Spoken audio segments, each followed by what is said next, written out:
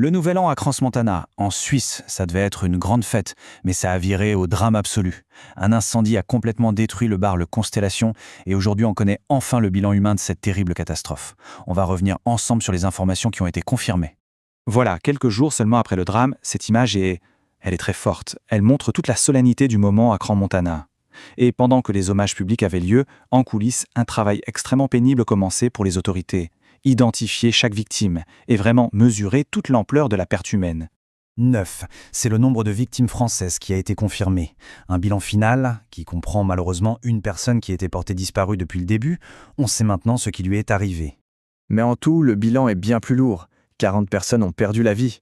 Les autorités suisses viennent de le confirmer. Le long et très douloureux processus d'identification pour les familles est maintenant terminé. Alors derrière ce chiffre de 9 victimes françaises, il y a bien sûr des vies, des histoires brisées.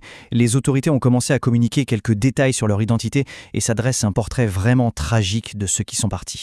Ce qui choque tout de suite quand on regarde cette liste, c'est l'âge des victimes. Ça va de 14 et 15 ans, des ados en plein début de vie, jusqu'à un homme de 39 ans. On note aussi cette jeune fille de 15 ans qui avait 3 nationalités, un détail qui montre bien à quel point ce drame est international. En fait, aucune génération n'a été épargnée. Et pour que ça ne reste pas juste des chiffres, il y a des visages, des noms qui apparaissent. La famille de Sian Panin, une jeune femme de 24 ans, a confirmé qu'elle faisait malheureusement partie des victimes. Tout de suite, ça rend la statistique beaucoup plus concrète, plus personnelle.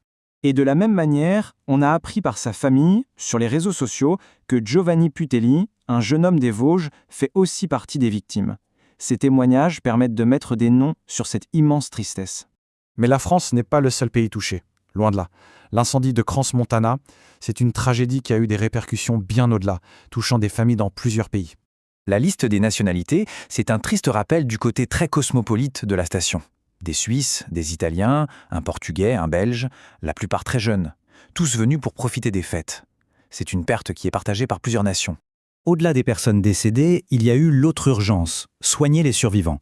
Et là, une mobilisation médicale vraiment impressionnante a dû s'organiser pour gérer tous les blessés graves. 23, c'est le nombre de Français qui ont été blessés dans l'incendie. Heureusement, 6 d'entre eux ont déjà pu sortir de l'hôpital. Mais pour les autres, le combat pour se rétablir ne fait que commencer. Et pour gérer ces blessés, surtout les grands brûlés, il a fallu une coopération internationale incroyable. Le processus était complexe. D'abord, les premiers soins et la stabilisation en Suisse. Ensuite, une fois leur état évalué, ils ont été transférés vers des hôpitaux spécialisés en France, en Belgique, en Allemagne, en Italie. C'est une véritable chaîne de solidarité médicale européenne qui s'est mise en marche. Et pour qu'on se rende bien compte de l'échelle de cette opération, rien que pour la journée de dimanche qui a suivi le drame, 18 blessés avaient